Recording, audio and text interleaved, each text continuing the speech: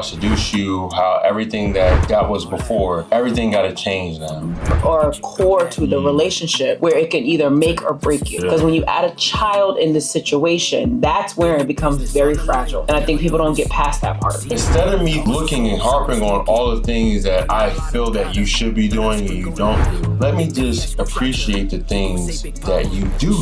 But we get married in 2025, right? 2025. There's gonna be a lot of changes coming in 2025. Not with us, but I'm just saying people around us. Hey, I trust you with my life. I'm like, lay down. Let's talk about our life if you stay down. This is okay. So I sent you a video of a guy, right? Mm-hmm. And there was a picture of a, first of all, styrofoam plate and hamburger helper and some bread, right? Oh, I saw that. Yeah.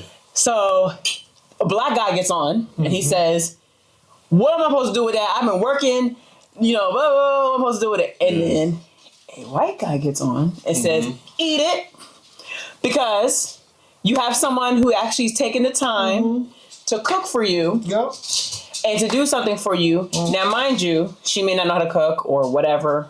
Who knows what the situation is. But she's taking the opportunity. She's taking care of the kids. She's doing this. She's taking care of all that stuff for you. And what she's making something. Be happy to come home to a hot meal. Now, when... Can I reply back to that? Yeah. Did you reply? I said, can I reply back? Yeah, you can reply back. Now, did I send you anything? Did I send you anything back when you sent it to me? Do you know why I didn't send nothing back to you? Because you don't agree with it. I don't agree with that. Okay.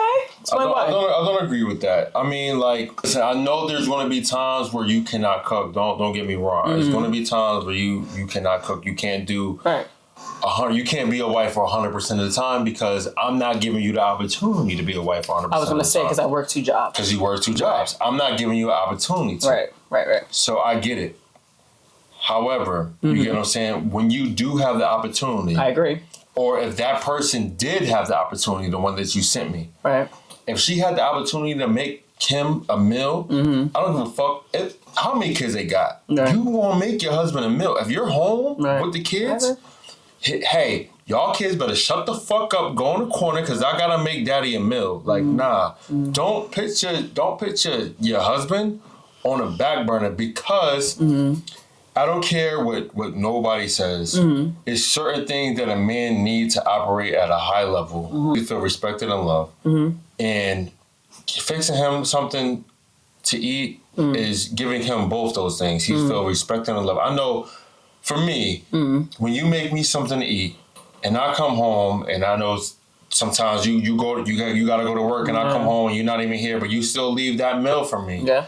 I feel so loved and so respected. And that makes me just want to go harder. That makes me like, listen, I got to get her out from doing this. That makes me want to do it even, like, makes me want to go even harder because of what you do for me. Right, I understand So I disagree with that. No, I understand that. So my question is to you, would you rather deal with a woman that can't cook? Or would you rather deal with a woman who's trying to cook as best way she know how? I'm trying to cook. Okay.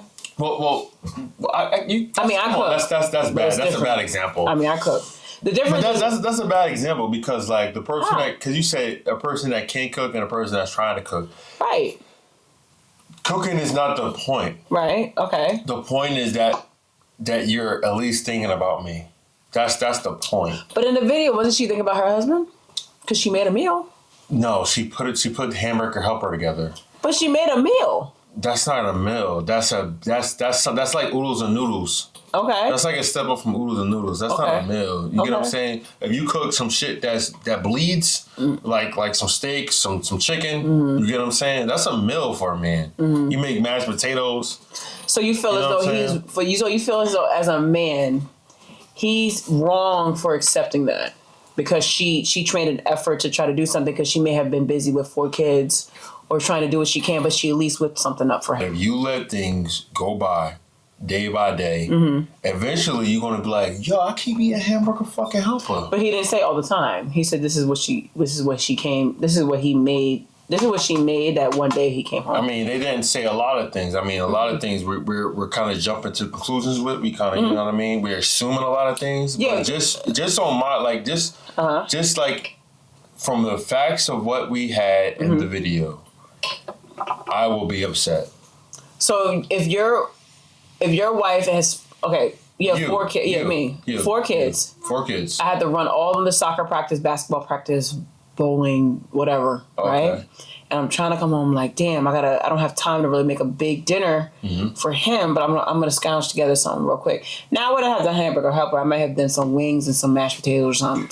Something quick because I may not have had time. So if you gotta bring them to like football practice and stuff like Soccer that, I mean that's a job in itself. You get what I'm saying? That's a job in itself. So no, I wouldn't get mad with that. Okay. I would get mad that if I was home doing nothing. No, I would get mad that you was home doing nothing. That's one. But I would be mad that I haven't found a solution where I can go to those soccer practices with you. Oh, okay. I'd be mad I'd be mad that I don't have enough passive income where I gotta call another man boss or whatever, or I'm so wrapped up in a job that I don't have any passive income where I can't be with my family during those special events. Okay. Because if I'm there during the special events, I'm like, okay, I can take these 2 to soccer practice while you take these 2 to football practice. Yeah.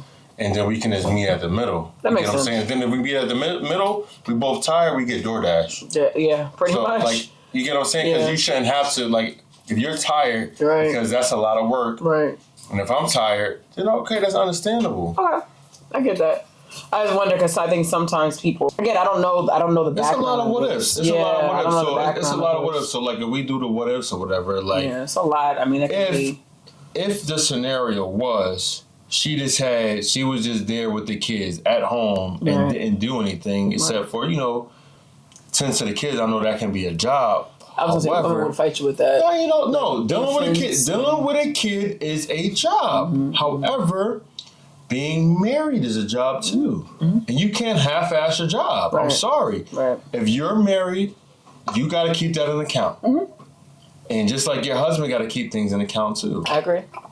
So he said in the video, she's there paying the bills, this, that, and third. Like he give her the money to pay the bills. Financially making sure the finances are right. Why? Because in some households, the woman takes care of the bills because she's home. So if she's home with the kids, she pays the bills. So she makes sure all the accounts are up to par. She makes sure all the things are up to par. That's what you do. You do the same thing. Like, I get that, but it's just like, that's what you're talking about. Because he got to pay for the kids. Everything's automated.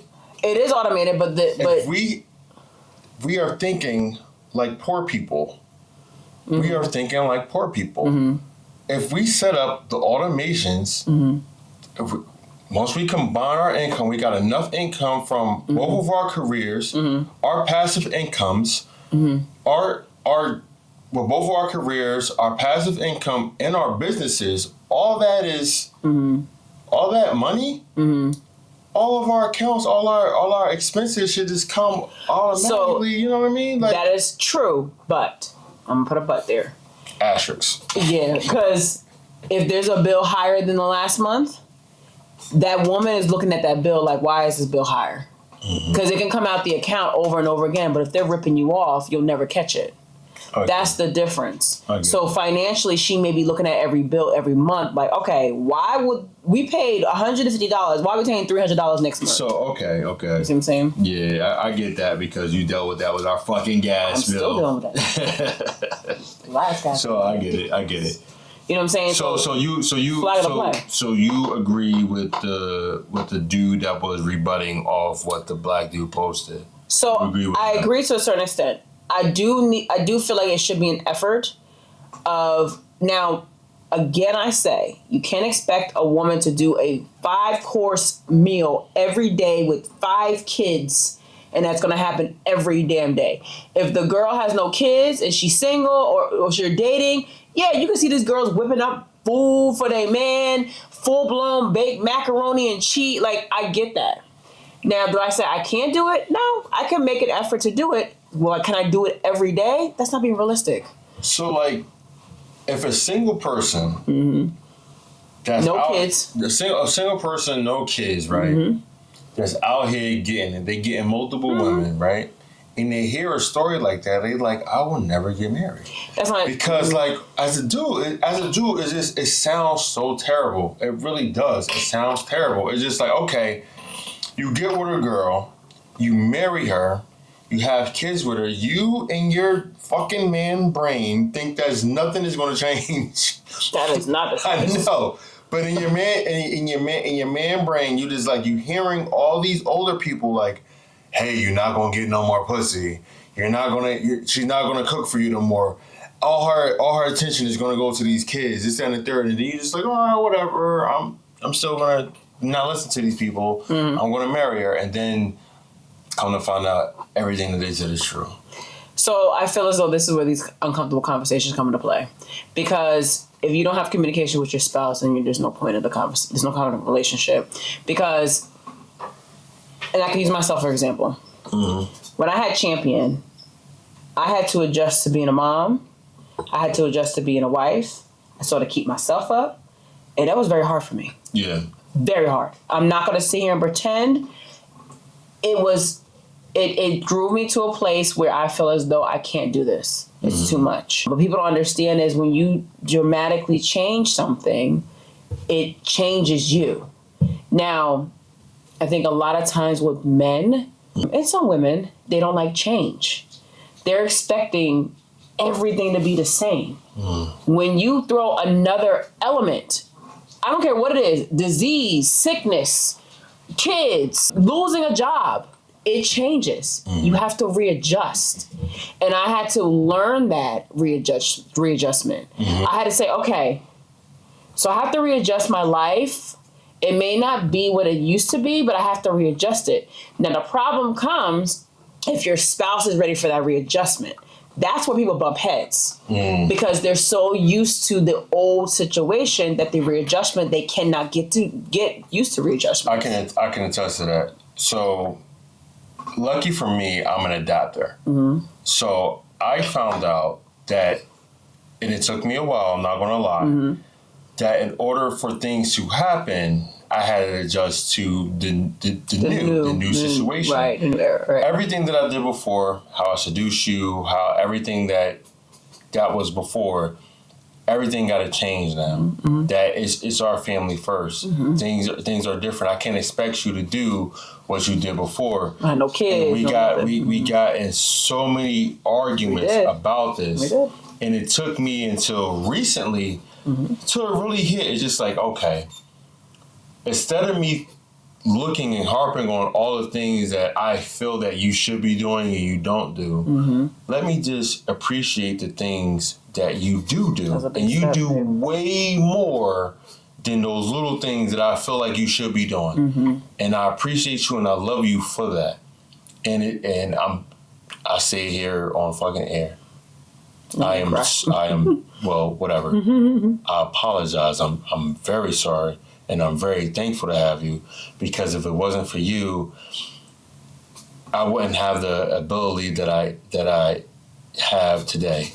I believe that I was a good man before I met you. You were. But you made me a great one.